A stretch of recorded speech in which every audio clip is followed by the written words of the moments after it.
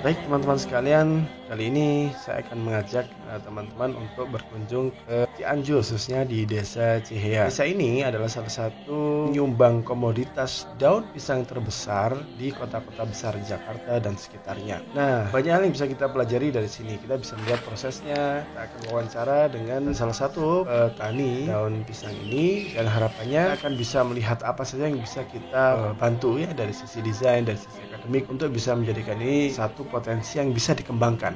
Mohon masukannya untuk bisa membangun bersama. Banyak sekali pohon-pohon pisang seperti ini.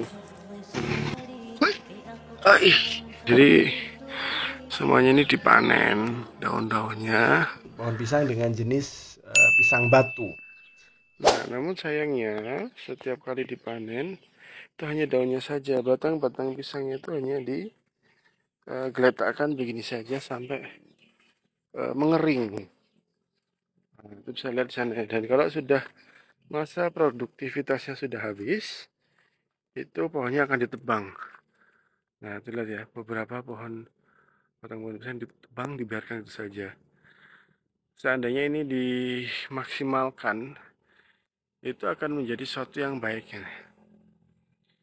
Dalam artian tidak hanya daunnya saja yang dimanfaatkan, tapi pelepah batang pisangnya ini yang biasa dibuang ini juga bisa dimanfaatkan. Apalagi juga batang-batang seperti ini yang sudah habis masa produktivitasnya bisa dipakai. Nah, sejauh ini yang saya pikirkan, yang saya tahu itu adalah batang-batang pohon pisang ini bisa diolah menjadi serat. Serat itu bisa menjadi dua ya, entah itu fiber, serat ke tekstil gitu ya, atau seratnya itu ke kertas jadinya gitu ya, kertas daur ulang itu.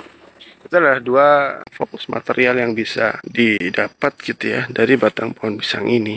Dan dari kertas dan kain itu, saya membayangkan banyak sekali hasil-hasil yang bisa diolah, yang tentunya butuh dibekalkan kepada warga sini, penduduk sini. Ya, itulah tugasnya seorang desainer, perajin dari kria maupun dari seni gitu ya, untuk bisa merumuskan kira-kira produk apa yang sesuai. Nah, Untuk mengetahuinya, seharusnya kita memang langsung diskusi dengan warga lokalnya. Dan qadarullah, ketika saya sedang mengerjakan sesuatu di kamar, saya melihat paman saya sedang memanen daun pisang. Ya, beliau adalah salah satu petani daun pisang. Nah, ini adalah kesempatan yang baik untuk kita bisa tanya-tanya. Yuk kita bantu dulu, terus sambil tanya-tanya pada beliau.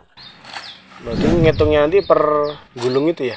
Hitungannya segini 10. Yang satu koli itu, bukan? Ya, sekoli itu 30 begini.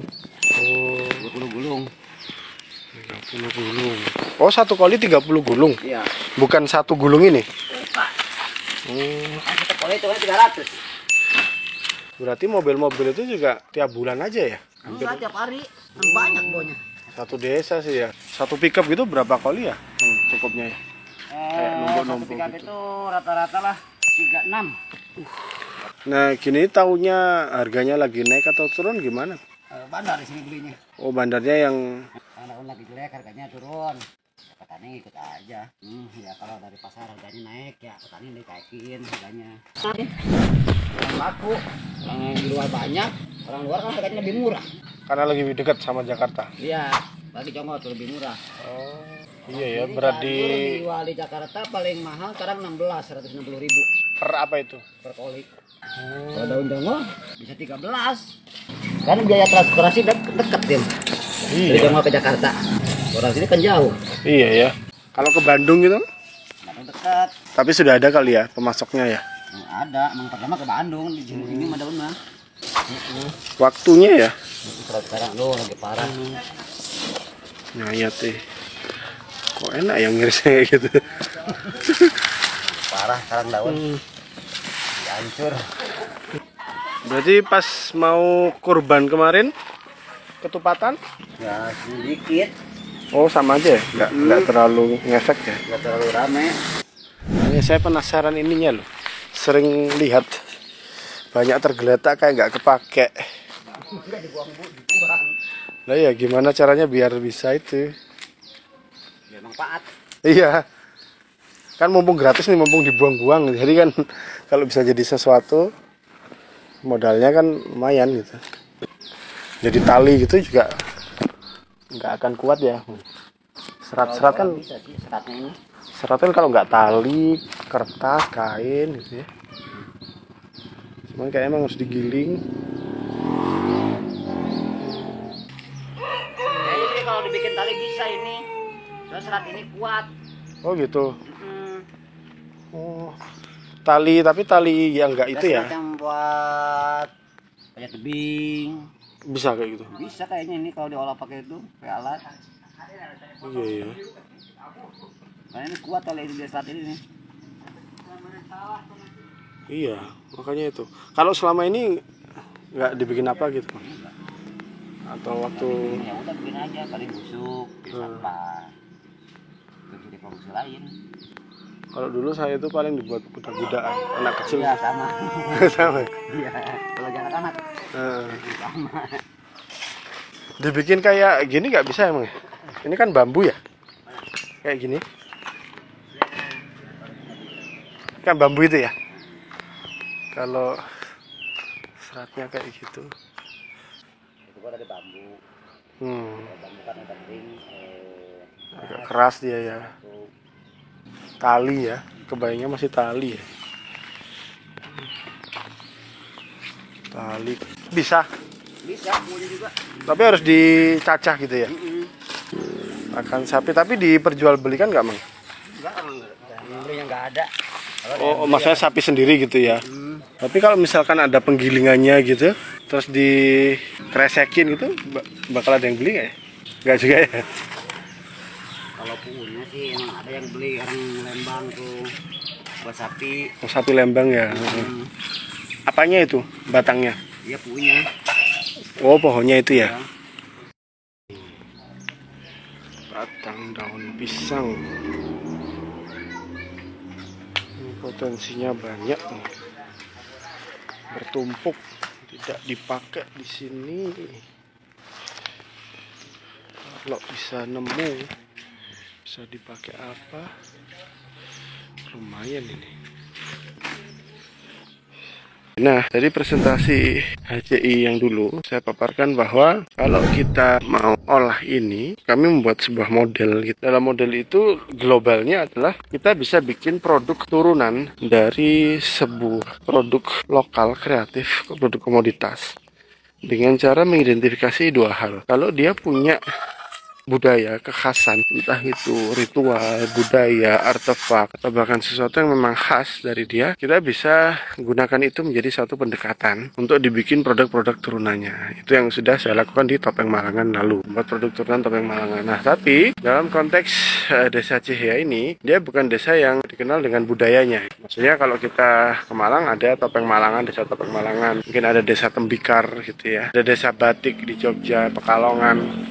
Nah, berhubung di Cihaya ini tidak ada produk-produk artefak seperti itu, makanya saya bikin pendekatan kedua, yaitu adalah dengan cara menganalisis kegiatan warganya. Jadi warganya kegiatannya apa, kemudian dari situ kita lihat benda-benda yang dibutuhkan di situ apa, dan bisa nggak benda-benda itu kita buat dari produk-produk yang ada di sini gitu ya. Jadi circular ekonominya itu harapannya dari kebutuhan yang memang dibutuhkan, ya kebutuhan lokal, ya kita tahu mungkin sandang pangan gitu ya. Makanya pendekatannya adalah Maslow diagram, apakah aktivitinya gitu ya. Itu yang mana yang mau kita ambil dari situ, kita coba bikin pendekatan gitu ya. Bahkan di Cihaya ini orang pasti kan bikin nasi gitu ya.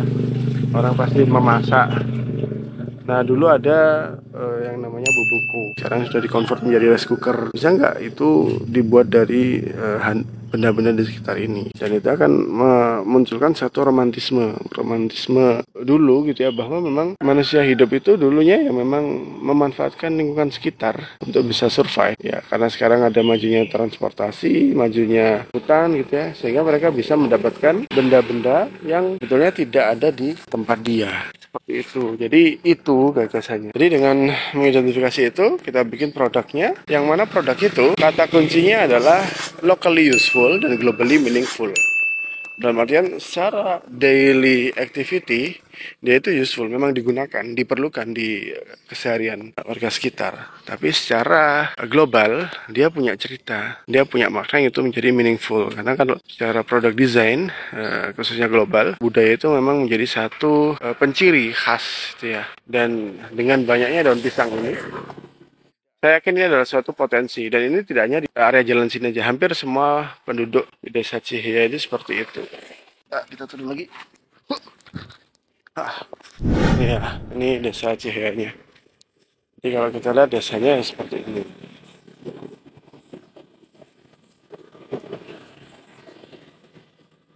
Ini banyak anak-anak sekolah juga ya. Sudah pakai motor semua mereka sekarang. Dan hampir setiap hari gitu ya, pagi sama sore itu ada namanya mobil angkut untuk bisa mengangkut daun-daun yang sudah dipanen itu. Jadi dengan demikian, dengan adanya kekayaan ini, adanya potensi komoditas batang pisang ini, mungkin Anda semua bisa bantu ya, bisa bantu komen di bawah apa yang bisa kita bikin dari produk-produk ini yang sehingga secara lokal, di lokalnya itu bermanfaat dan memang dibutuhkan sehari-harinya, tapi ketika dia dilihat di secara internasional global tuh dia menjadi sesuatu yang wah keren nih, unik juga ya gitu ya. Ya sesederhana studi kasusnya dua anyam. Dua anyam itu kan anyaman ya. Ibu-ibu di sana juga menganyam gitu ya. Dan mereka juga sudah melakukan itu gitu ya. Tapi dengan datangnya desainer gitu ya, mengajukan teknik-teknik anyaman baru, cara desain yang baru, itu menjadikan gaya anyamannya itu jadi catchy gitu ya. Jadi kalau dipakai orang lokal ya itu masih berguna banget gitu ya. Tapi mau dijual di pasar global dan itu sangat unik sekali. Jadi itu harapannya dari paper yang kami presentasikan ya, di Proceeding Human Computer Interaction ya. Ya kenapa kalau Human Computer Interaction kok ada bagian budaya-budayanya ya? Ya mungkin seperti ITB gitu ya. Dia teknik banget ya. Dan di situ ada FSRD agar tetap humanis gitu ya. Jadi itu sih rekan-rekan ya. Mungkin bisa dibantu kalau ada gagasan jurnal paper terkait bisa di-sharing dan kita bisa kolaborasi untuk menulis bersama. Itu tuh.